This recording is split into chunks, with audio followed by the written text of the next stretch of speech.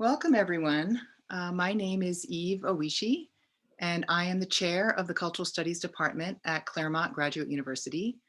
I am beaming in from Big Bear, California, which is the ancestral and unceded territory of the Yuhavatium and Marengayam peoples.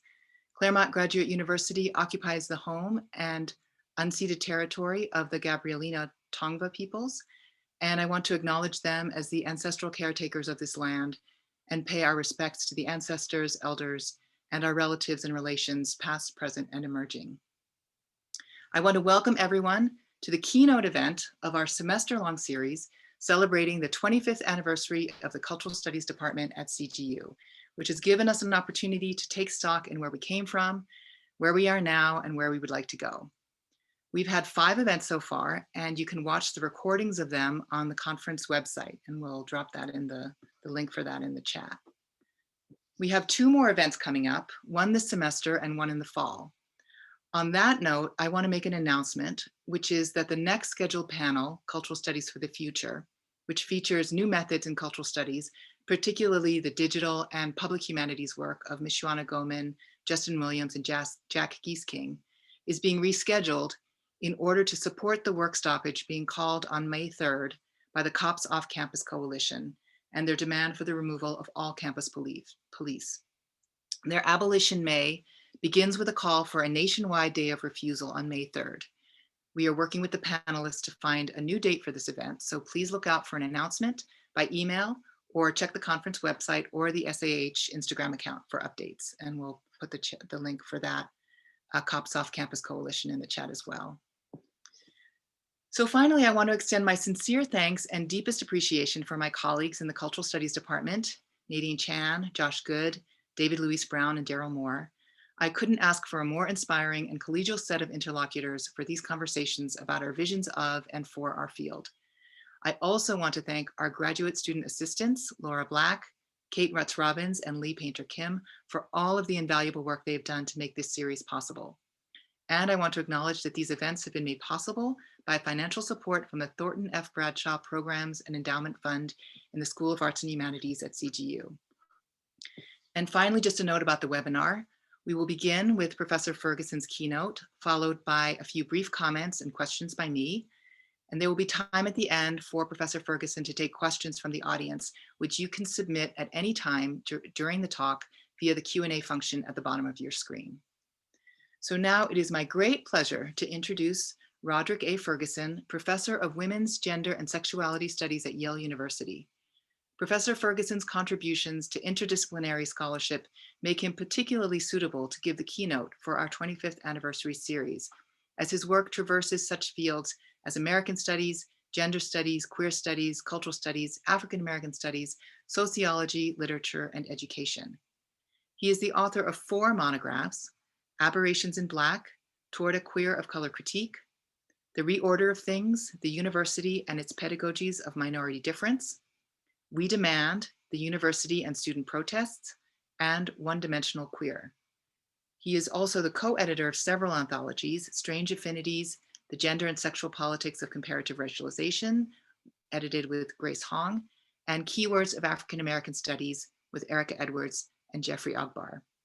He is currently working on 2 monographs: In View of the Tradition, Art and Black Radicalism, and The Bookshop of Black Queer Diaspora, which I'm particularly excited about, and maybe we'll have time to hear a little bit about in the Q&A. So I want to welcome and turn it over to Roderick Ferguson.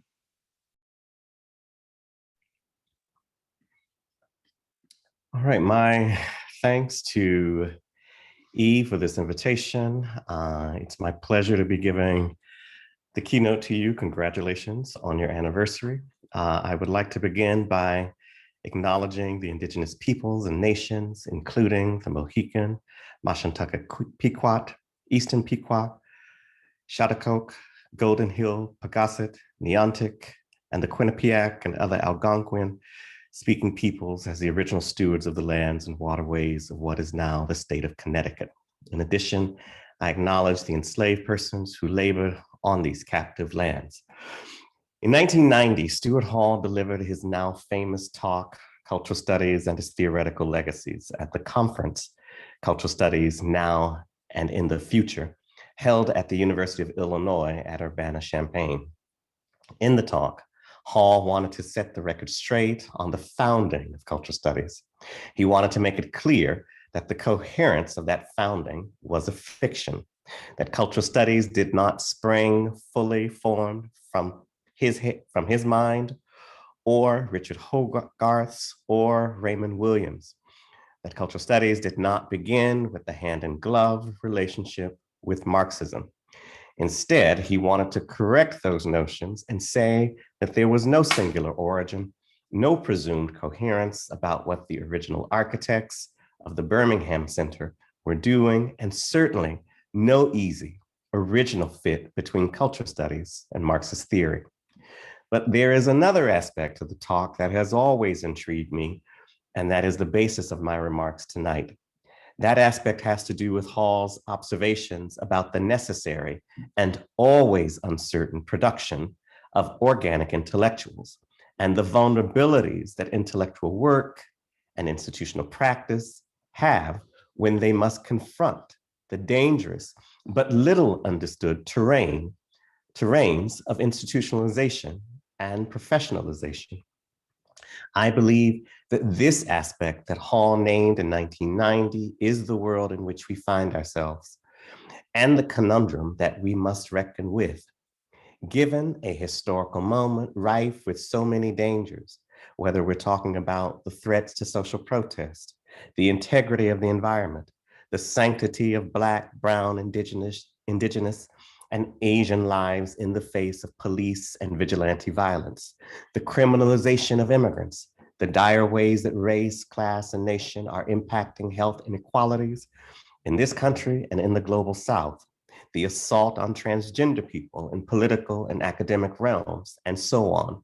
We must return to Hall's insistence on inhabiting the active tension between theoretical work and political practice.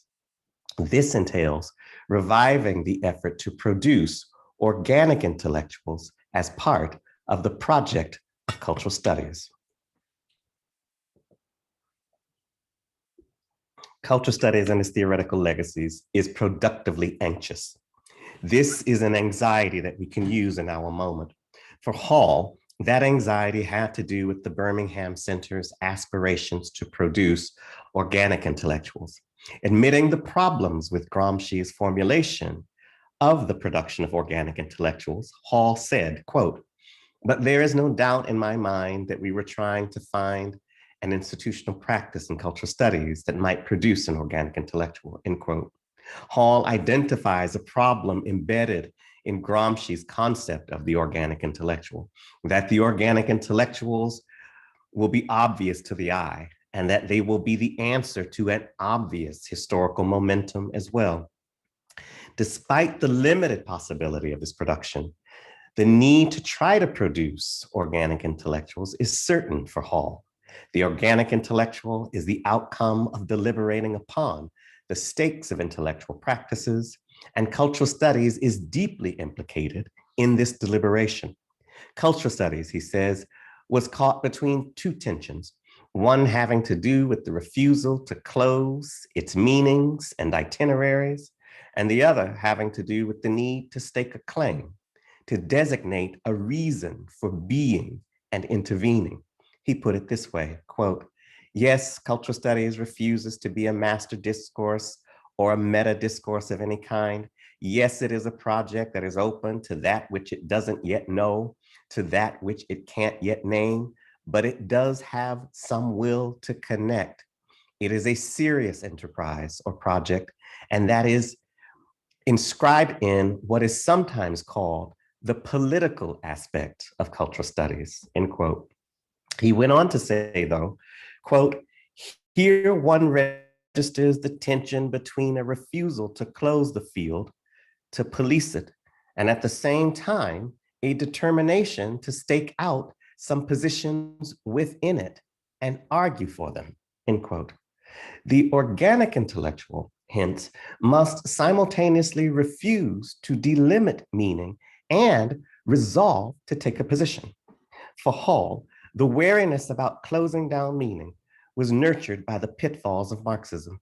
As he says, quote, "There was always already the question of the great inadequacies, theoretically and politically, the resounding silences, the great evasions of Marxism, the things that Marx did not talk about or seem to understand, which were our privileged object of study: culture, ideology, language, the symbolic. They were already instead the things that had imprisoned Marxism as a mode of thought, as an activity of critical practice. Its orthodoxy, its doctrinal character, its determinism, its reductionism, its immutable law of history, its status as meta-narrative," end quote. Cultural studies was intended to be the alternative to the unbending qualities of canonical Marxism. The historical events that crystallized the dysfunctions of state-sponsored Marxism for Hall was the historical event, rather, that crystallized the dysfunctions of state-sponsored Marxism for Hall was the 1956 invasion of Hungary by the Soviet Union. In that moment, the Soviet state responded to Hungarian Soviets who were pressing for greater freedoms in the name of communism by unleashing the full military might of the Soviet Republic upon Hungarian communists. The Soviet crackdown on its own citizens also took place at the same time as the French and British invasion of the Suez Canal. About it, Hall said, quote, "These two events, whose dramatic impact was heightened by the fact that they occurred within days of each other, unmasked the underlying violence and aggression latent in two systems that dominated political life at the time: Western imperialism and Stalinism, and sent a shockwave through the political world," end quote. About the Soviet suppression of the Hungarian Revolution, the historian and witness to the Soviet crackdown, E.P. Thompson, wrote, quote, "Stalinism is socialist theory and practice which has lost the ingredient of humanity," end quote. For Hall and others in the New Left and the Birmingham School, culture was a way of returning humanity to socialist thought and practice. For instance, he said that the intellectual turn to culture was a way of reimagining socialist politics. Culture was not the discovery of a new object for academic speculation. It was, in fact, a possible mechanism for injecting humanity back into anti-capitalist politics. Culture was also a way of saying that the focus of progressive politics was not on personality cults or the prowess of bureaucracy, but on ensuring the freedom of the people. In this way, Hall and others in the Birmingham Center attempted to reactivate Gramsci's theories of the organic intellectual and culture as a way of producing intellectual and political agents who would see an ethical commitment to humanity as indispensable to social transformation, as a figure that refused orthodoxy and doctrine, even when they came from progressives. The organic intellectual, as Hall and others imagined it, was intended to be the alternative to Stalinism and what it modeled as progressivism. The organic intellectual would be an intellectual who believed in political visions, but who rejected paternal dictates. This would be a means of rescuing progressive politics from the traumas that Stalinism had inflicted upon it. When I think about the work that I and others have done with queer of color critique and women of color feminism, I see real convergences with what Hall argued about the organic intellectual and cultural politics, and the work that many of us have been doing with racialized gender and sexuality. For instance, women of color feminism and queer of color critical formations arose in response to the convergences between progressive and conservative orthodoxies around gender and sexuality. As so many authors and artists have noted, women of color feminist and queer of color formations emerge from bearing witness to how anti-colonial, post-colonial, and anti-racist formations resuscitated the gender and sexual regulations of colonial and racial regimes. In similar ways that the New Left was born out of a sense that Western imperialism and Stalinism were both unviable models for progressive politics, women of color and queer of color, intellectual and cultural workers have also insisted that there must be political modes that produce alternatives to both liberalisms and anti-racist nationalism. Indeed, as I argued in Aberrations in Black, quote, culture becomes a terrain in which formations seemingly antagonistic to liberalism, like Marxism and revolutionary nationalism, converge with liberal ideology, precisely through their identification with gender and sexual norms and ideals.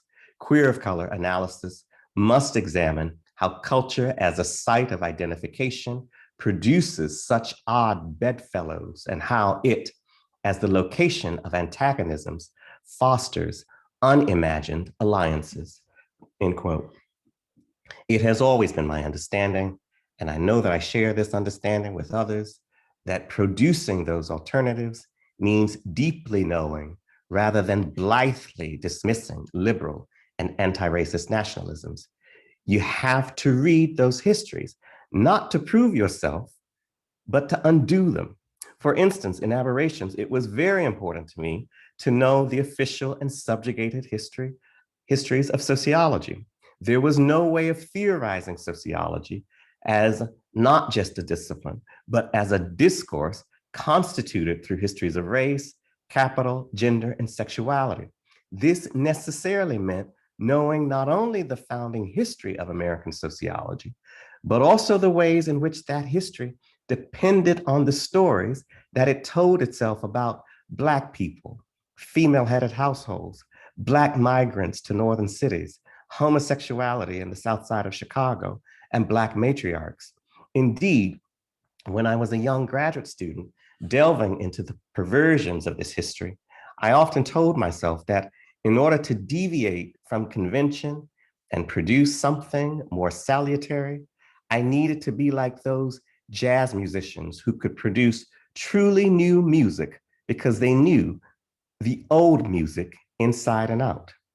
This was also Hall's vision of the organic intellectual. Indeed, he said, quote, as Gramsci says, it is the job of the organic intellectual to know more than the traditional intellectuals do. Really know, not just pretend to know, not just to have the facility of knowledge, but to know deeply and profoundly, end quote. The model of interdisciplinarity here is not the scholar who tries to pass for the historian, the literature professor, the sociologist, or the anthropologist. It is the model of the interdisciplinarian who knows exactly what the historian, the literature professor, the sociologist, and the anthropologist have been trained to avoid about their fields. In terms of queer of color critique, it was intended to incite a radical re-knowing of the disciplines. In Aberrations, the analysis of African-American culture was not only a way of assessing the gender and sexual heterogeneity of communities in the moments of industrialization and post-industrialization. It was also a way of reestablishing what we know about sociology and literature as formations involved in the production of racial, gender, sexual, and class differences.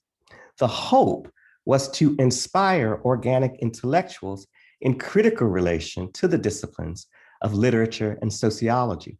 It was not at all about making a better sociology or literary criticism for disciplinarity's sake. This was queer of color critique's impulse toward disidentification, another category that intersects with how Hall describes the organic intellectual. Recall that Jose Munoz defined disidentification as, quote, the hermeneutical performance of decoding mass, high, or any other cultural field from the perspective of a minority subject who is disempowered in such a representational hierarchy, end quote. The phrase, from the perspective of a minority subject who is disempowered, is key here. Disidentification presumed the building of interpretive practices from the standpoints of marginalized actors for the good of those communities, not for the good of the disciplines, or as Munoz put it, the representational hierarchy. Adding to Munoz, I argued that queer of color critiques maneuvers at disidentification had to decode those cultural fields from the inside. This was not a demand to reform things, but to produce the explosive seeds of negation from within the belly of the beast. Disidentification was a way of yielding a non-Oedipalized organic intellectual. Another side of reactivation that bears upon the question of the organic intellectual and cultural studies relationship to it is what Hall says about institutionalization. For Hall, the emergence of British cultural studies and American cultural studies were occasions to not only observe the various and often contradictory routes that ideas developed in cultural studies would take. It was also a moment to observe what he referred to as the problem of the field's institutionalization. About American culture studies, he said, quote, "I don't know what to say about American culture studies. I am completely dumbfounded by it. I think of the struggle to get culture studies into the institution in the British context to squeeze 3 or 4 jobs for anybody under some heavy disguise compared with the rapid institutionalization, which is going on in the US," end quote. He also said that this comparison obtained for other interdisciplinary fields, such as gender studies. Summing up his thoughts on the matter, he said, quote, "My own feeling is that the explosion of cultural studies, along with other forms of critical theory in the academy, represents a moment of extraordinarily profound danger," end quote. For Hall, that danger involved what he observed as the, quote, "theoretical fluency of cultural studies in the United States," end quote. Defining it, he said, quote, "There is no moment now in American cultural studies where we are not able extensively and without end to theorize power, politics, race, class, and gender, subjugation, domination, exclusion, marginality, otherness, etc. There is hardly anything in cultural studies which isn't so theorized, and yet there is the nagging doubt that this overwhelming textualization of cultural studies' own discourses somehow constitutes power and politics as exclusively matters of language and textuality itself. This is what I take to be the moment of danger in the institutionalization of cultural studies, in this highly rarefied and enormously elaborated and well-funded professional world of American academic life," end quote. For Hall, the danger of power and politics becoming exclusively matters of language and textuality entailed the danger that this held for social transformation. For Hall, the organic intellectual was a possible antidote to this danger, as well as a likely casualty if the danger proceeded unchecked. While the organic intellectual had to know both the public and secret chambers of dominant fields and discourses, that intellectual, in Hall's words, could not, quote, "absolve himself or herself from the responsibility of transmitting those ideas, that knowledge, through the intellectual function to those who do not belong professionally in the intellectual class," end quote. For Hall, the two fronts, the theoretical front and the political one, had to operate simultaneously if the theoretical interventions had any chance of attaching themselves to a political project. Part of what Hall is trying to identify here are the forces that wither the political. Institutionalization is one of those forces, and a very powerful one. Inasmuch as it talks incessantly of domination, exclusion, colonialism, normativity, difference, resistance, and so on, it gives the illusion that the problem is really being addressed. But it's an illusion because it remains a purely discursive and textual production. Ain't no program working but its mouth. This institutionalization that keeps things at the level of textuality constitutes, for Hall, an American ethos where critique is concerned. For critical discourse to achieve its full political powers, it has to be tied meaningfully to social struggles that reach and live beyond the academy. This relationship between the theoretical and political fronts is precisely what I had on my mind when I was writing The Reorder of Things. In that book, I tried to cite the 1969 Lumumba Zapata movement at the University of California at San Diego and the open admissions movement at City College, New York, for the ways that they tried to hold together certain theoretical and political interventions. For Lumumba Zapata, the critique of racial, colonial, and capitalist regimes was necessary for making the university fit for progressive forms of knowledge, as well as for underrepresented and oppositional students. For the students involved in the open admissions movement, the disinterring of subjugated histories of Black America and Puerto Rico were crucial for challenging the exclusivity of excellence as an institutional discourse and making the university open to the Black, brown, and working class communities in New York City.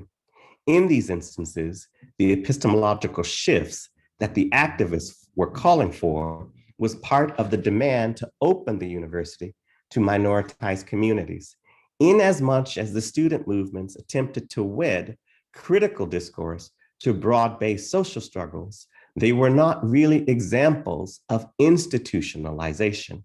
They were more so disruptions of it. The disruption of the organic function, the tie between the theoretical and the political, is what the rapid institutionalization of American studies for Hall promotes.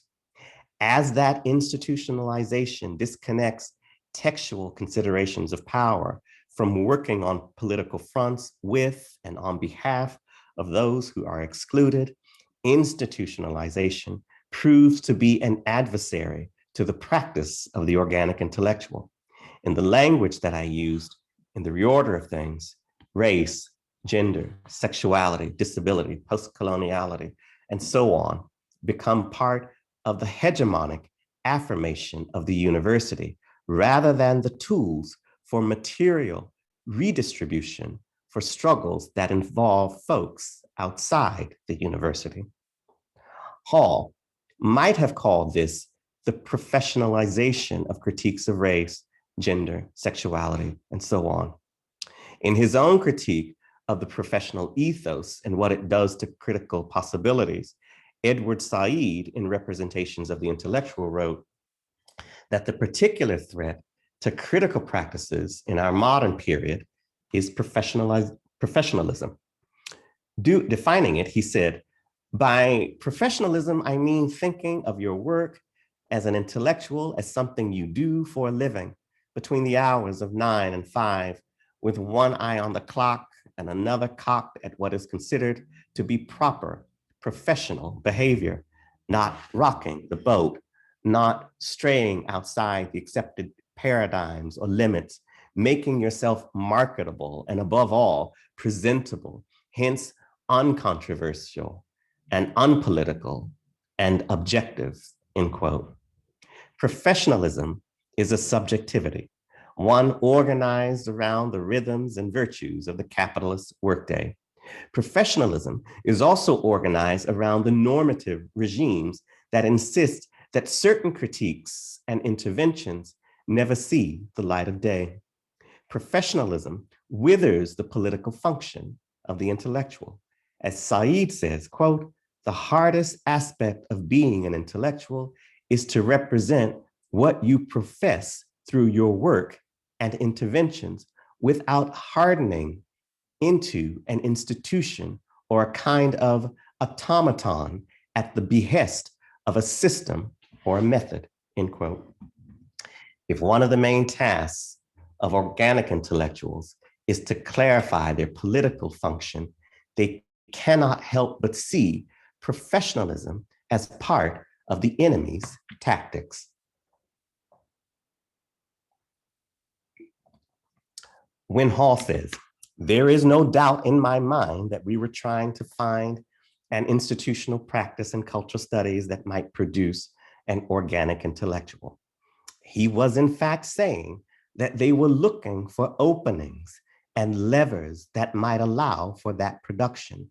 This is also the task that's before those of us working within these fields, and for those of us attempting to negotiate this dire historical moment with progressive interventions in mind. There is a concept that Jacques Derrida used to talk about those levers that must be identified if we are to assume responsibility for alternative orders within the university. He referred to them by using the Greek term maklos.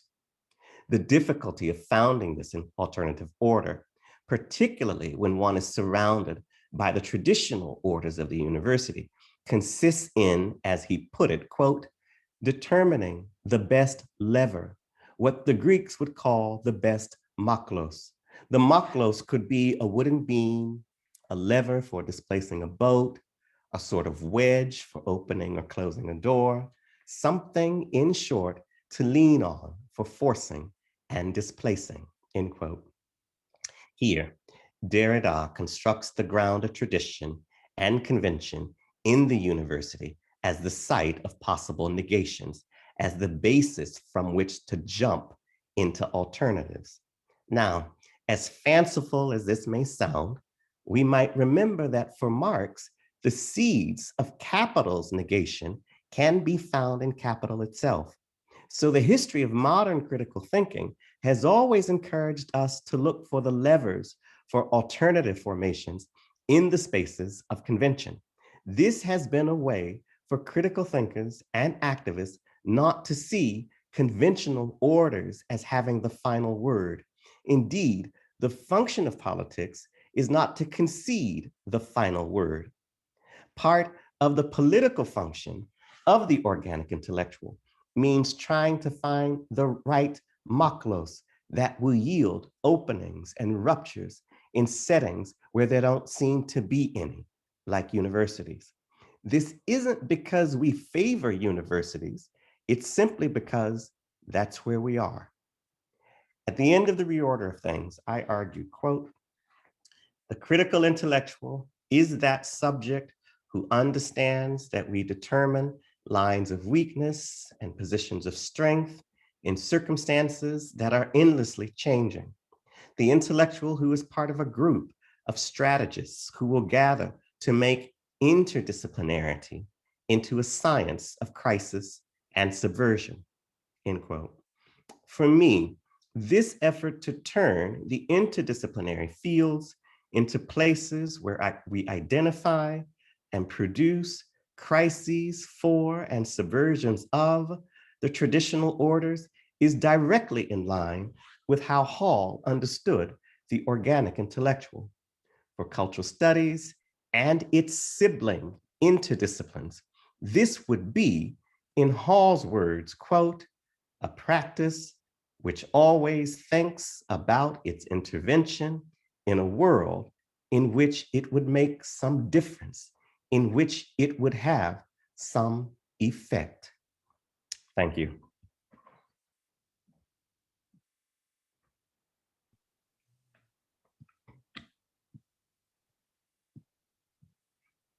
Thank you so much for that.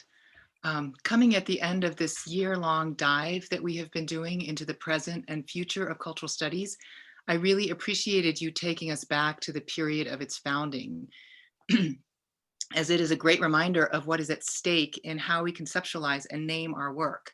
the political context into which we are intervening, and the ways in which our intellectual and professional lives are bound up in the paradoxes of culture that we take as our object of study. I deeply appreciate your reminder that cultural studies, as conceptualized by Stuart Hall in particular, has always defined itself through the act of naming, illuminating, and burrowing into the very tensions that animate culture and politics. The impossibility of closure on the one hand, and the need to stake a claim on the other. I'm grateful for your body of scholarship, beginning with your call and response to women of color feminism through your formulation of a queer of color critique, which remains over the years such a flexible tool to engage the ways in which liberal and anti-racist nationalisms continue to clash and converge, propelled by the liquid and ever flexible contours of capitalism, and the ways in which culture as site of identification remains ever the primary entry point for the co-optation of political movements and the most vital sites of resistance to that co-optation. This work reminds us of the ongoing need to acknowledge and dig into the tension points within the heterogeneity of our various feminist, anti-racist, and anti-capitalist communities and institutions.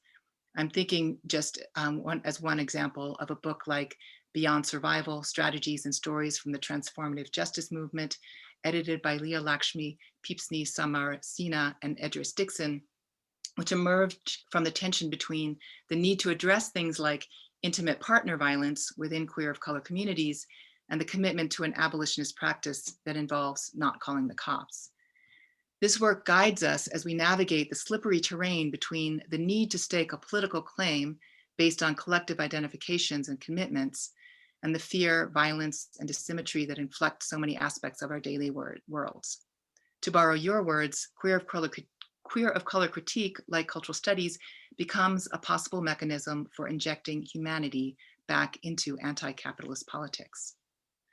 So I have two questions, and then I think we'll open it up to the audience. And so, audience, please feel free to put your questions in the Q&A for us to give to Rod. Okay, so the first one was that I was compelled by your reminder of Stuart Hall's view that a central project of cultural studies was to produce organic intellectuals, with the emphasis on the word produce, which is repeated several times within the academy, drawing on academic methods and practices, but with one of the goals being to reimagine academic knowledge practices through interdisciplinarity, but also as a way of reimagining or reshaping academic institutions and their relationship to the political work being done outside the academy. And I see part of how appalled Hall was at what he saw cultural studies turning into the US was about the academy, just turning inward and using these intellectual methods as a way of creating professional opportunities for itself, theory as cultural capital, and actually hardening the walls between the academy and cultural workers outside the academy.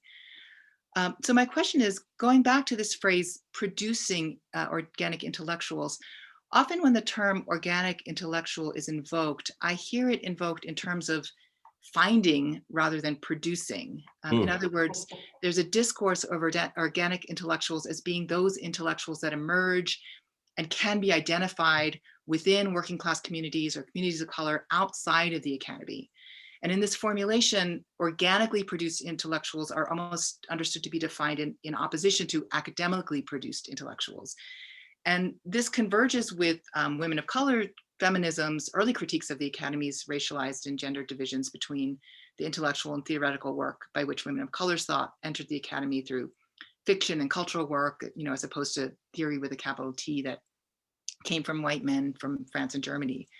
So given your focus on working within academic institutions, in your words, to produce the explosive seeds of negation from within the belly of the beast, can you talk about that paradox and how you see Hall addressing it, particularly since it seems to get at the heart of not only what is possible and necessary within academic work, but also the relationship between politicized academic communities and the political work being done outside the academy? Yeah, no, that's a great yeah. It's a great observation. I think that one of the ways of addressing it is that, you're absolutely right that we assume that the organic intellectual is out there to be found. No one really knows how they got to be an organic intellectual. It's that person or persons within the community. And I think that for Hall, and also for me, the idea of the production of organic intellectuals is to disabuse ourselves that the organic intellectual rises fully formed from Zeus's head. you know um when I reread the essay, the talk, what I'm immediately struck by is the role of pedagogy, or the implicit role of pedagogy in the production, of the organic intellectual. So there's all this talk about like them reading constantly, rereading Marx, rereading Gramsci, rereading Hegel, and then, because originally it was like the men who were dominant being forced to read feminists, you know, um, and so that the production of the organic intellectual which was never guaranteed. I mean, we need to say that it was never guaranteed. This is a moment of or an observation of Marxism without guarantees, or cultural studies without guarantees.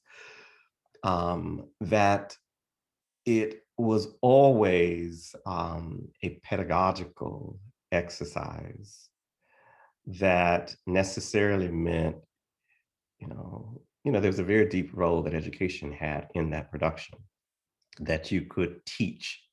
The idea is that you could teach people into becoming, organic intellectuals, right? And that seems to me to be preferable to the presumption of, you know, the organic intellectual is somehow God-given, or, history's accident, right? Rather as the outcome of a collective strategy and deliberation, you know? And I feel like I missed another part of your question, Eve. No, I think you answered. It was about the kind of relationship between, inside work being done inside the academy and outside the academy. Yeah, I mean, I think that, here is also an observation of, you plant the seeds of negation in the institutions where you're located. For some people that might be a nonprofit. For other people that might be an art space. For many of us, especially the ones on this Zoom call, on this webinar, it's a university. So then the question becomes, how do we materialize the link between theory and social practice and read it as an analogy between the university and the realms outside of the university? Great, thank you. So my second question has to do with going back to 1990, the moment of 1990 when Hall wrote this, or gave this talk, as the kind of in the moment of danger that he's identifying for cultural studies in the U.S. And I completely take his point about cultural studies flourishing, this idea of all these dissertations being written about Madonna reveling in and embracing continental theory as the site of radical activism. But looking at it now, 30 years later, I would argue that we haven't necessarily quite seen that vision play out. For one thing, we're markedly less well-funded. We're looking at an academy that's marked more and more through conditions of precarity, with the majority of students being taught by non-tenured contingent faculty, gender and ethnic studies, being the first ones on the chopping block.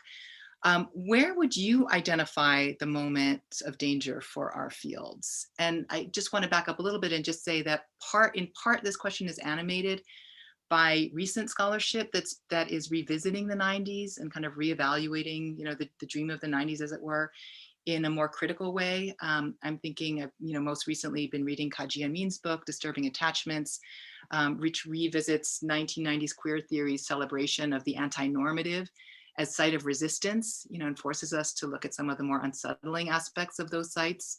in the worship of Jean Genet as a gay icon, for example, the romanticism of prison life, the erotic objectification of Arab men, pederasty as the structuring mode of male homosexual life. So what do you think Hall would think about how his initial warning has played out? And what's your perspective on it? What do you, where do you see us now, and where are the moments of danger that we kind of need to be aware of? Yeah, I mean, I think he would, I mean, no one can deny, for instance, the, sort of inequalities and resources,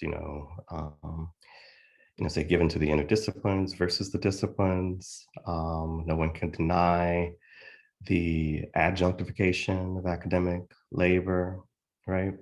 All of those things are true. At the same time, if you're a British academic, it looks a lot better, over here. I mean, for instance, there are no Black studies, departments. There are no ethnic studies departments. There are no, you know, um, gender studies, this one, that one, in all of the UK. And so both are still going on at the same time. There is a kind of, turning of multicultural discourse within the US, into, kind of the branding of universities, the, boutiqueification, of the interdisciplinary departments. That actually is in line with the adjunctification, of interdisciplinary labor and other academic labor in general. So I think that, he and I would say that, yes, there are the sort of internal institutional inequalities, that you're pointing to. And at the same time, the danger of using minority difference for really depoliticized purposes, not using minority difference, for the good of the redistribution of resources and the end to adjunctification, for instance. Great, thank you. There are a number of questions in the Q&A, and then the first one is actually, I think, connected to this. So I'll start with that one. It says, as you note, we need not turn to cultural studies and its view of the organic intellectual to find a method that is redistributive and transformative. It happens on US soil with the 1960s and 1970s formations of ethnic studies. I live as a full-time professor in an ethnic studies department, but I do not feel institutionalized. I feel overworked and undervalued. Can you explain what you mean by professionalization and institutionalization? Yeah, I mean, institutionalization and professionalization, like it could yield, and oftentimes does yield overwork. I mean, I share that, sentiment as well. Institutionalization isn't about, I mean, it's the lie of Eden, professionalization, it's the lie of Eden, right? If you, look beyond the shrubs, you see, a lot of nasty things. In many ways, institutionalization is the fabrication that we have resolved and satisfied things,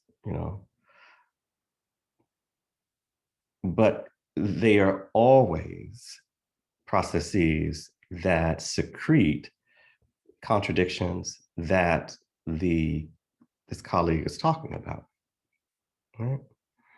That the institutionalization, if you think about it this way, like, Hall's talking about it in terms of a textual production that actually doesn't have a kind of material resolution or material project accompanied with it, right?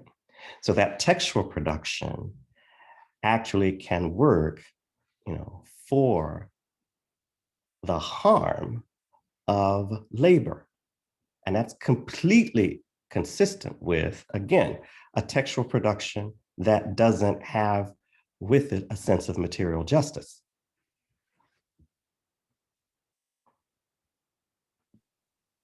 Thank you. I'm going to move on to the next one, who is from our colleague, David Seitz. I was really compelled by your description of Hall's critique of the USSR and its oppressive actions in Hungary in 1956.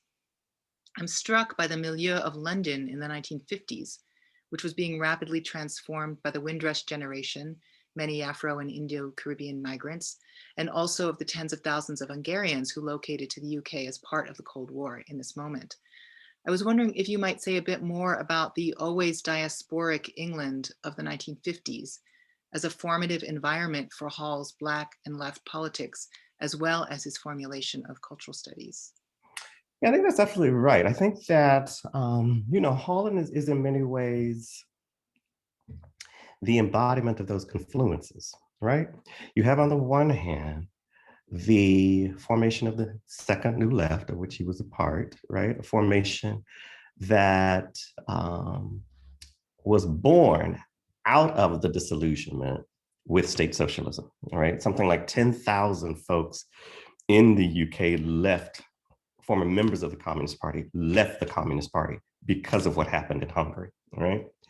And at the same time, you have immigrants from the Caribbean coming, to London. Now, Hall has said that that was going on. He did not appreciate the latter. He did not appreciate and didn't really open himself up to its impact until the children of those immigrants came knocking on his door.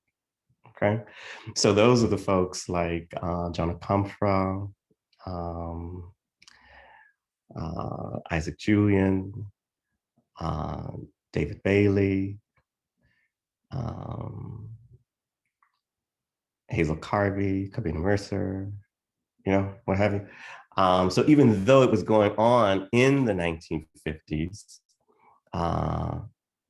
he kind of appreciated it and opened himself up to it to let it change him belatedly.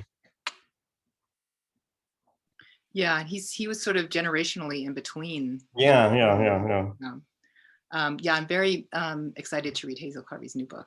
Mm-hmm. She's addressing a lot of that. Thank you.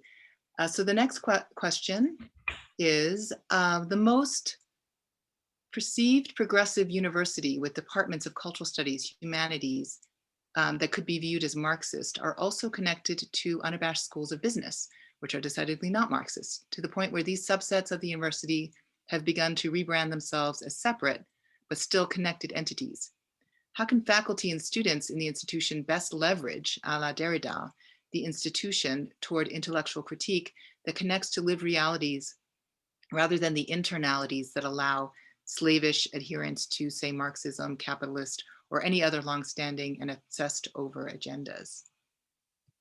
Yeah, well, that's the perennial question, right? And it's going to look very differently depending upon where you are, what's available to you. I think that for me, here in Connecticut and at Yale, two of the sites that I'm at the moment leveraging, trying to do what our colleague, is asking about, is through one, the Yale Prison Education Initiative, which, even though it bears Yale's name, is part of a nonprofit on Yale's campus, which is a weird setup in that it bears the name, but is not part of official Yale. Anyway, and the other one is this initiative called the Yale New Haven Teachers Institute, in which Yale faculty offer seminars to K through 12 teachers in the area. And so I've just now started that, the Teachers Initiative, and I'm teaching or facilitating a seminar on contemporary Black art and Black radicalism, for K through 12 teachers. So I have about 11 teachers in the seminar, going from kindergarten to the 12th grade. And it's all organized around contemporary Black art as an intervention into sort of issues of race, histories of empire and colonialism, gender and sexuality, the carceral regimes, you know, in the US and around the world. And so that's one way that allows me to connect with people outside the university, you know, and in public institutions in particular. The Prison Education Initiative, I've been teaching in it since the spring semester of 2019. And I've taught, I co-taught a course with Lisa Lowe, Dan Hosang, Leah Miracore here that semester on sort of intro to critical ethnic studies. And we each taught 2 or 3 classes. I taught a Black feminist theory class. This is at a prison, McDougall Walker correctional facility in about an hour from here. So I did that. It's a men's prison. I taught a Black feminist theory class there, and also a critical university studies session there, and am currently teaching a class on thinkers within the Black radical tradition. So that's a way for me again to establish links with folks in carceral contexts, and trying to get them to hold in their hands and their heads concepts like the organic intellectual, and for us to hold it together. But it's going to look very differently, depending on what's available to you, in your context. The point is, as Hall says, the will to connect, so that this doesn't become a constant internal enterprise and exercise, what we do, as university folks. Yeah, and the will to reimagine what we do and who. And the will to reimagine what we do, right? Precisely. Thank you. Okay, we have a question from one of our colleagues, Daryl Moore, who says, "Thank you for your paper. It was very illuminating. Could you say a bit about how you see Gramsci's and Hall's thinking about the Cultural Studies project of producing organic intellectuals with the work that Harney and Moten do in Undercommons? Do you understand Harney and Moten's project as, at least in part, engendering organic intellectuals? And is there demand that we develop a theft relation with the university, akin to Munoz's disidentification?" So in answering the question about whether or not the Undercommons is in relation to, is another way of calling for the production of organic intellectuals.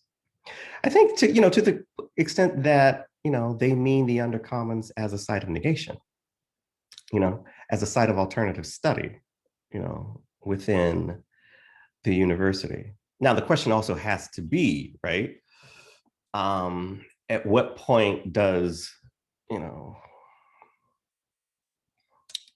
what's happening in the Undercommons, in the underbelly, connect to the outside, So then we can answer better whether or not it fulfills what Hall and Gramsci are also talking about in terms of the organic intellectual. In terms of the theft relation and disidentification, it's an interesting one. It's, if we're talking, as I understand it, they're arguing, for, theft as a way of, disrupting the university's sense of propriety and its sense of property, right? And that is in line with at least what I was trying to argue in terms of Said's notion of professionalism, right? As the reproduction of a kind of disciplinarity and the production of docile subjects rather than organic intellectuals, within the university. Now, again, the question is, when does the theft relation or the stealing make its way to, people outside?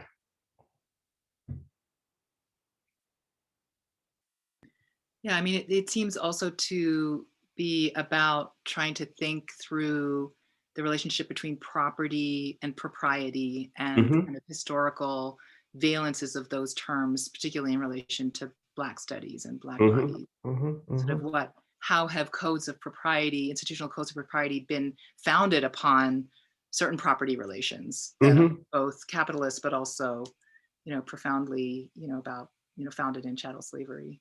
Yeah, and those are very important, especially for getting people to think about,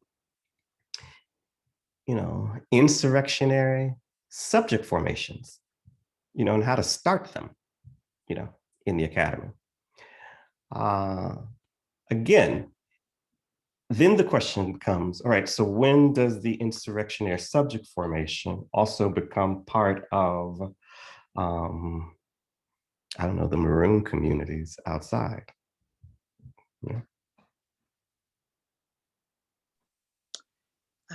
So we have this is a question from our colleague David Louis Brown.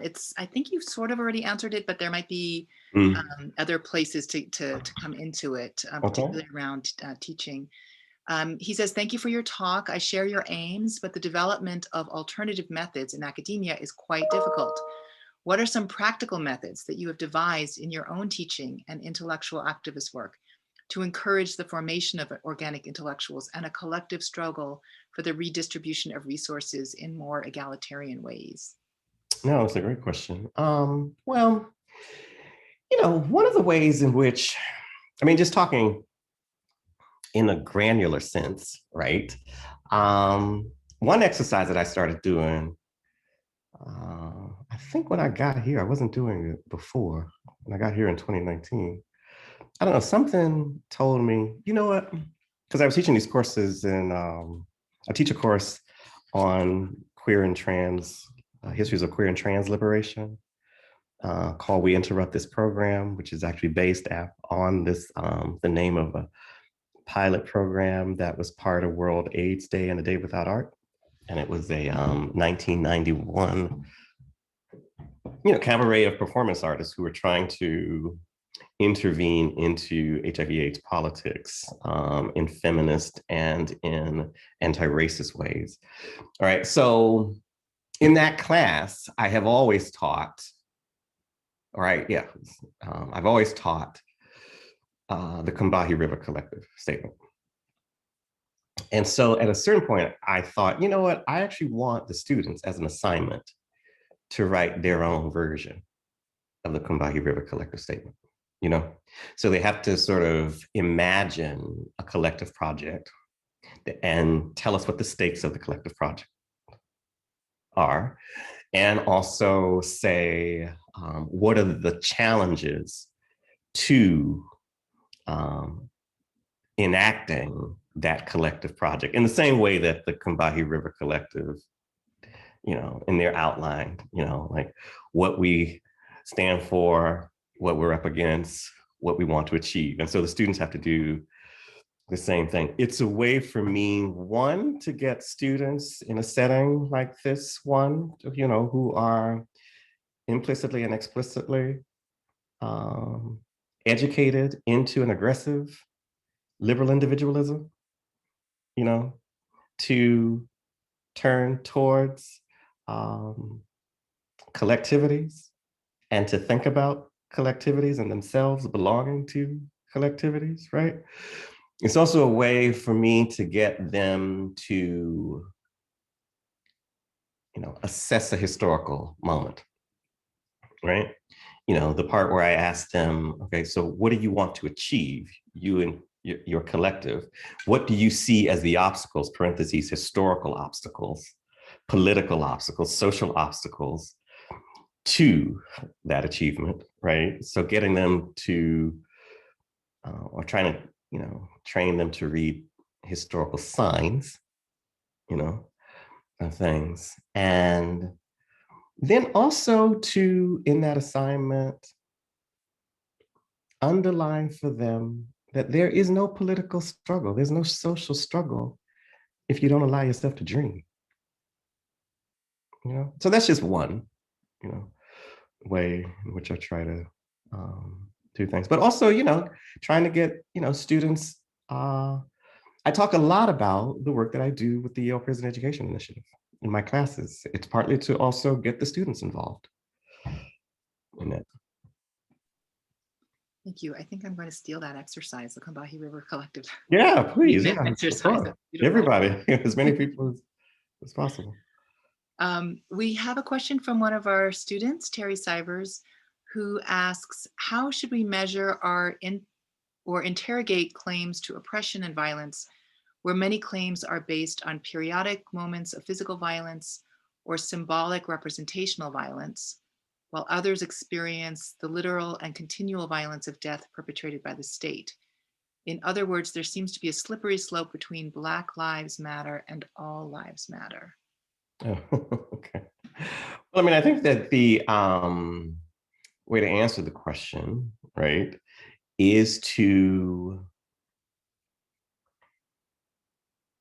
attend to the varieties of violence, without presuming an equivalence between the different units in that variety, for instance, this came up with friends of mine and I around the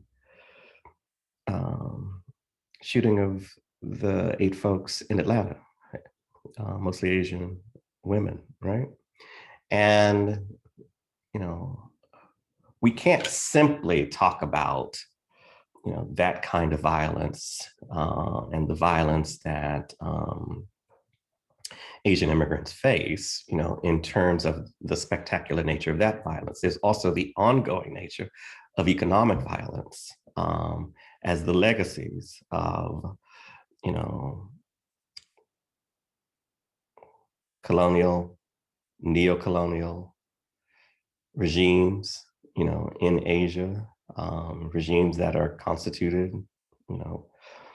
by Western powers like the US, the violence, the racialized and gendered and sexualized violence of US militarization, we have to be able to talk about the varieties of violence without presuming an equivalence between those things. And here, we actually have models in that from, women of color feminism. That is a formation that has always insisted on the varieties of,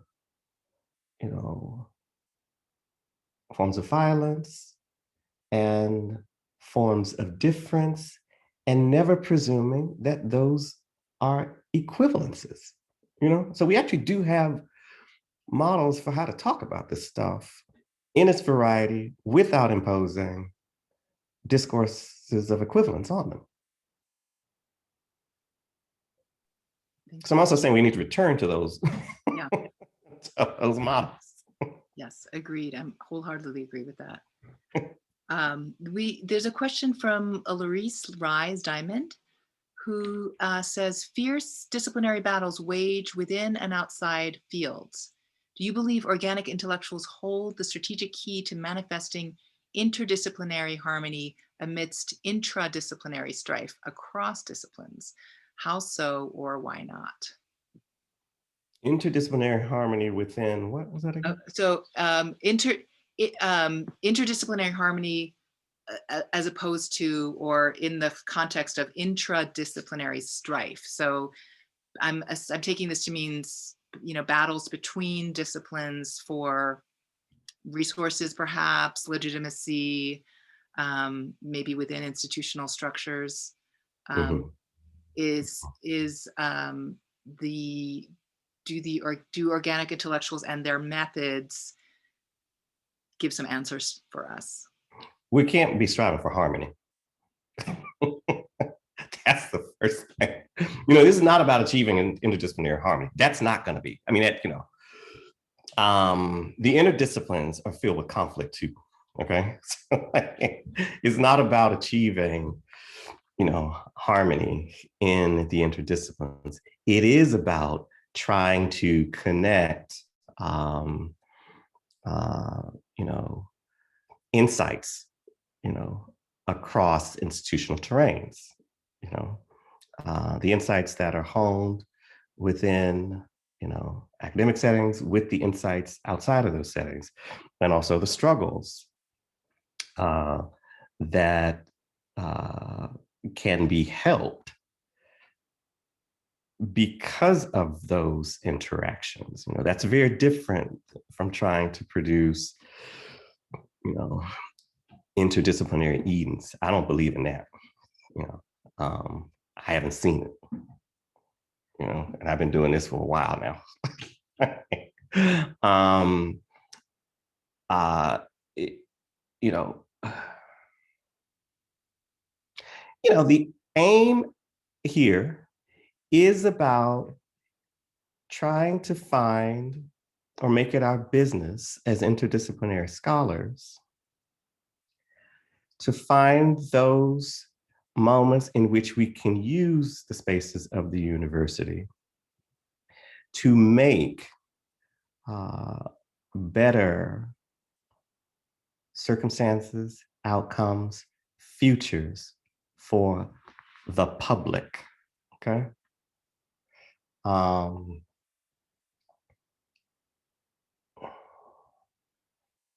It's not about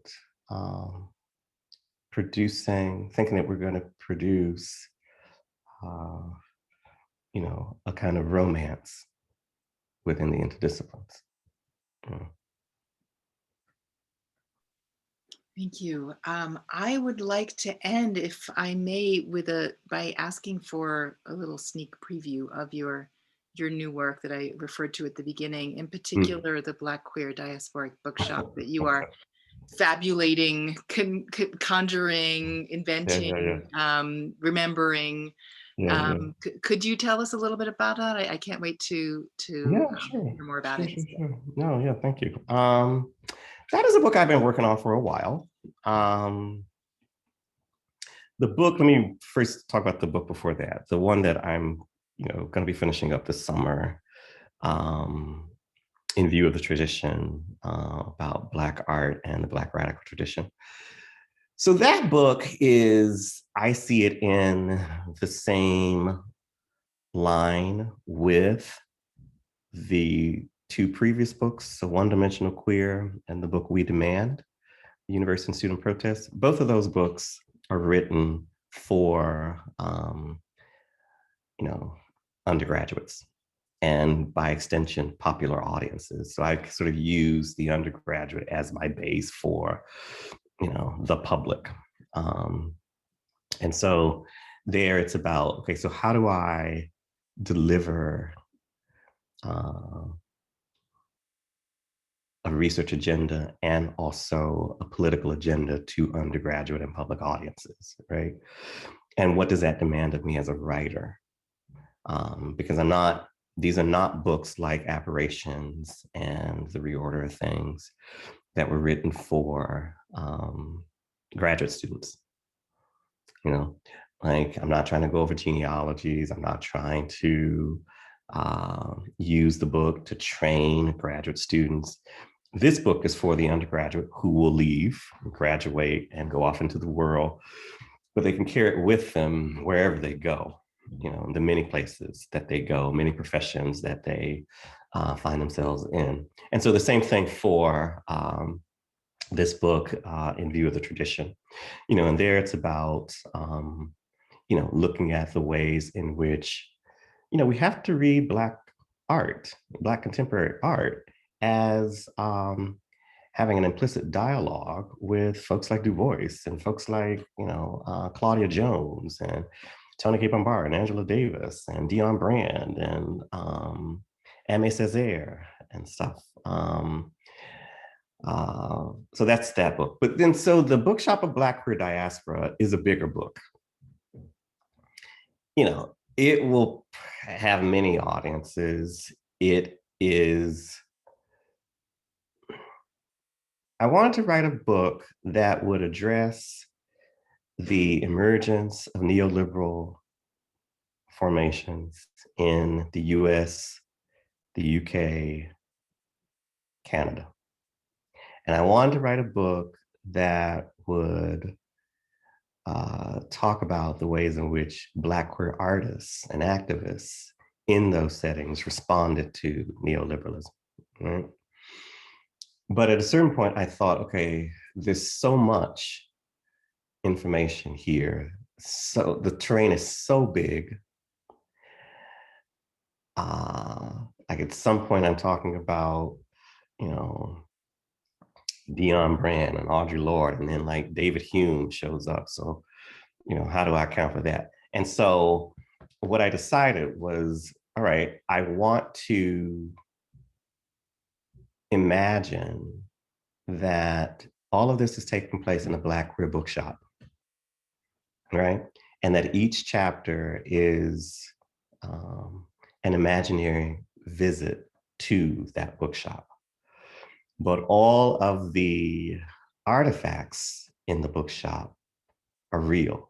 And all the histories that the artifacts invoke that kind of haunt the bookshop are also real, right? So there's one visit where, one of the visitors encounters in the middle of a room, like a display case, and in the display case are Audre Lorde's locks, right?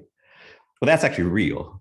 There's a box of Spelman's, Spelman College's archive with the box of with Audre Lorde's locks in it, right? And so I